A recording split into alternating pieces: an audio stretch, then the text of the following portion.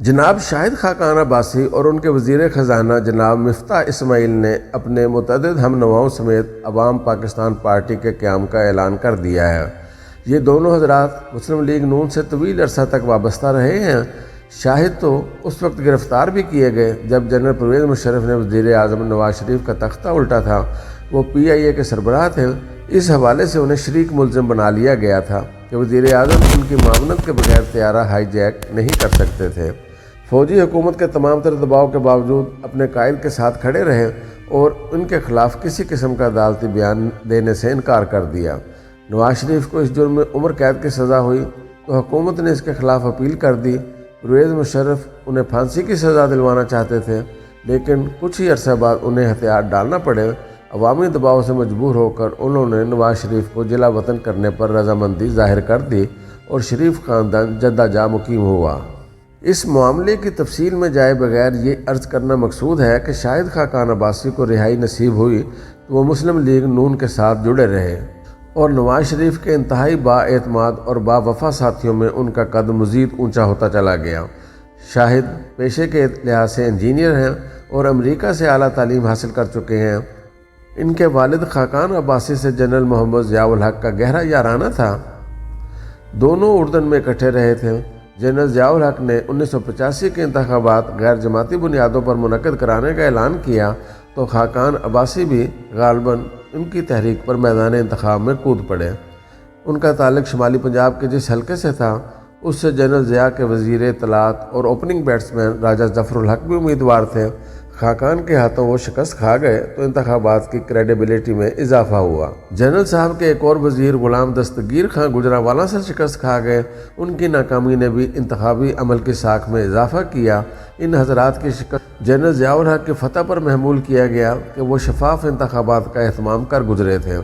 یوں صدارتی ریفرینڈم کا پیدا کردہ منفی تاثر دور کرنے میں بڑی حد تک مدد ملی۔ خاقان عباسی جو نیجو کابینہ میں شامل ہوئے لیکن OGD کیمپ کے حادثے میں لقمہ اجل بن گئے۔ سڑک سے گزر رہے تھے کہ ایک گولہ ان کے قریب پھٹا اور انہیں زندگی سے محروم کر گیا۔ ان کے ایک بیٹے بھی نشانہ بنے اور برسوں موت و حیات کی کشمکش میں مبتلا رہنے کے بعد راہی ملک عدم ہو گئے۔ والد کے انتقال کے بعد شاہد نے ان کی نشست سے قومی اسمبلی کا انتخاب لڑا اور آزاد حیثیت میں رکن منتخب ہو گئے۔ بعد ازاں نواز شریف کی بیعت کی اور مسلم لیگ نون کی سیاست میں قائدانہ کردار ادا کرنے لگے۔ شاہد کئی مرتبہ رکن قومی اسمبلی منتخب ہوئے۔ ایک بار وہ اپنے آبائی حلقے سے ہار گئے تو نواز شریف نے انہیں حکم دیا کہ لاہور کے ضمنی انتخاب میں کاغذات نامزدگی داخل کریں۔ نہ چاہتے ہوئے بھی انہوں نے سر تسلیم خم کر دیا۔ وزیر اعظم نواز شریف کو پاناما سازش کیس کے ذریعے ایوان اقتدار سے نکال باہر کیا گیا تو نواز شریف نے اپنے جانشین کے طور پر شاہد خاقان کو نامزد کر دیا۔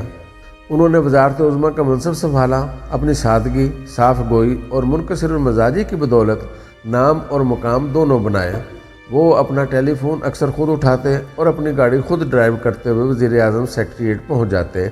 اپنے ذاتی گھر میں مقیم رہے اور شان و شوکت کے کسی بھی مظاہرے میں کوئی دلچسپی نہیں لی۔ مفتاح اسماعیل ان کے وزیر خزانہ تھے۔ اسحاق ڈار کی جگہ انہوں نے سنبھالی تو اپنے علم اور مہارت کو منوایا۔ وہ اعلیٰ تعلیم یافتہ اور سکہ بند اکانومسٹ تھے جو معیشت کی کمزوریوں سے واقف تھے اور انہیں درست کرنے کی صلاحیت بھی رکھتے تھے۔ مسلم لیگ نون کو 2018 کے انتخابات میں کامیابی حاصل نہ کرنے دی گئی۔ عمران خان وزیر اعظم بنے تو ایک نئے دور کا آغاز ہوا۔ شاہد خاقان مسلم لیگ نون کے ان رہنماؤں میں شامل تھے جن کو احتساب کے نام پر انتقام کا نشانہ بنایا گیا۔ ان کی دیانت اور اجلا پن مسلم رہا ہے۔ ان کے والد بیرون ملک سے دولت کما کر لائے تھے۔ یہاں بھی ان کا کاروبار وسیع تھا۔ شاہد نے اس کی وسعتوں میں اضافہ کیا۔ وہ ایک ایسے سرمایہ کار تھے جنہیں قدرت نے انتظامی صلاحیتوں سے مالا مال کر رکھا تھا۔ ان کی ایئر لائن نے اپنے قدم جما لیے۔ انہیں بے سروپا الزامات لگا کر جیل میں ٹھونس دیا گیا۔ وہ بہادری سے لڑے اور اعلیٰ عدالتوں سے پروانہ رہائی حاصل کرنے میں کامیاب ہو گئے۔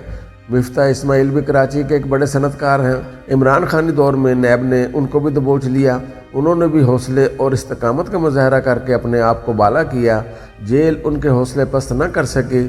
شاہد مسلم لیگ نون کے سینئر نائب صدر تھے اور نواز شریف کا خصوصی اعتماد ان کو حاصل تھا۔ نواز شریف کی نااہلی کے بعد ان کی بیٹی مریم متحرک ہوئیں اور مسلم لیگ نون کے حلقے میں ممتاز اور مؤثر ہوتی گئیں۔ انہیں پارٹی کا چیف آرگنائزر بنا دیا گیا اور نواز شریف کے بعد ان کا مرتبہ اس طرح بلند ہوا کہ سینئر وائس پریزیڈنٹ دیکھتے رہ گئے، یہی سوراخ بڑھتے بڑھتے شگاف بن گیا۔ شہباز شریف کی پہلی وزارت عظمیٰ کے دور میں مفتاح اسماعیل کو جس انداز سے وزارت خزانہ سے ہٹا کر جناب اسحاق ڈار کو ان کی جگہ دی گئی، اس نے بھی دل کو چرکا لگایا۔ شاہد خاقان مفتاح اسماعیل اور پیپلز پارٹی کے محبوب باغی مصطفیٰ نواز کھوکھر ایک نئے سیاسی پلیٹ فارم کی تلاش میں لگ گئے۔ انہوں نے جگہ جگہ تقریریں کیں، اپنے ہم نواؤں کی تعداد میں اضافہ کیا اور ایک نئی سیاسی جماعت کی ضرورت کا احساس دلاتے چلے گئے۔ مصطفیٰ نواز کھوکھر تو دھیمے پڑ گئے، لیکن شاہد اور مفتاح نے نئی پارٹی لانچ کر ڈالی ہے۔ وہ نظام بدلنے کے دعویٰ دار ہیں، آئین کی حاکمیت پر زور دے رہے ہیں، لیکن ان سے یہ سوال بھی کیا جا رہا ہے کہ انہوں نے مسلم لیگ نون کو اپنا ہم خیال کیوں نہ بنایا، اس کے پلیٹ فارم سے اپنا اصلاحاتی ایجنڈا متعارف کیوں نہیں کر پائے۔ اس سوال کا جواب نواز شریف کے بھی ذمہ ہے کہ اگر بروقت اقدام ہو جاتا تو شاہد خاقان عباسی اور ان کے رفقا کی صلاحیتیں مسلم لیگ نون کے لیے وقف رہ سکتی تھیں۔ سیاسی جماعتیں با علم، باوقار اور با کردار رہنماؤں اور کارکنوں کے بغیر تھوتھا چنا بن جاتی ہیں، تو ذہین اور اہل افراد بھی مؤثر پارٹی کے بغیر اپنی توانائیوں کو نتیجہ خیز نہیں بنا پاتے۔ جہاں نئی سیاسی جماعت بنانا آسان نہیں ہے، وہاں مستعد اور پرمغز کارکنوں کے بغیر کسی سیاسی جماعت کے ایجنڈے کی تکمیل بھی ممکن نہیں ہے۔ مسلم لیگ نون اور عوام پاکستان پارٹی کے رہنماؤں نے ایک دوسرے سے محروم ہو کر کیا کھویا ہے اور کیا پایا ہے، یہ آنے والا وقت بتائے گا۔ وقت جو لوٹ کر نہیں آتا، ہاتھ سے نکل جائے تو ہاتھ ہی ملنا پڑتے ہیں۔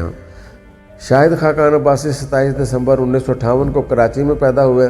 عباسی پاکستان میں 2013 تا 2017 تک وزیر پیٹرولیم رہے، جبکہ اس سے پہلے گیلانی وزارت میں 2008 میں وزیر تجارت رہے۔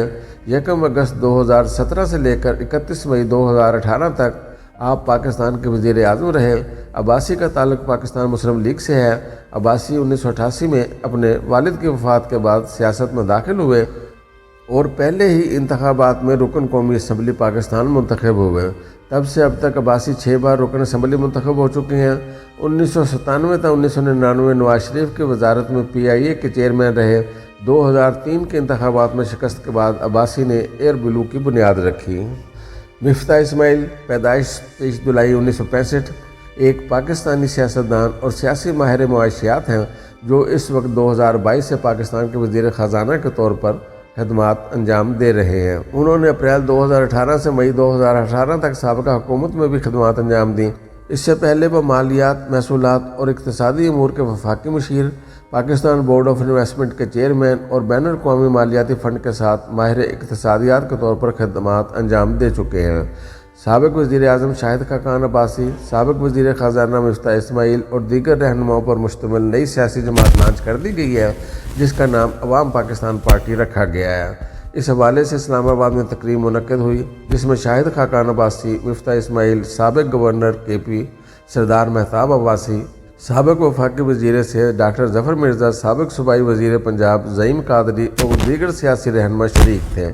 نئی سیاسی جماعت عوام پاکستان پارٹی کا نعرہ بدلیں گے نظام رکھا گیا ہے۔ جماعت کے جھنڈے کا رنگ سبز اور نیلا رکھا گیا ہے، جس میں پارٹی کا نام سفید رنگ سے تحریر ہے۔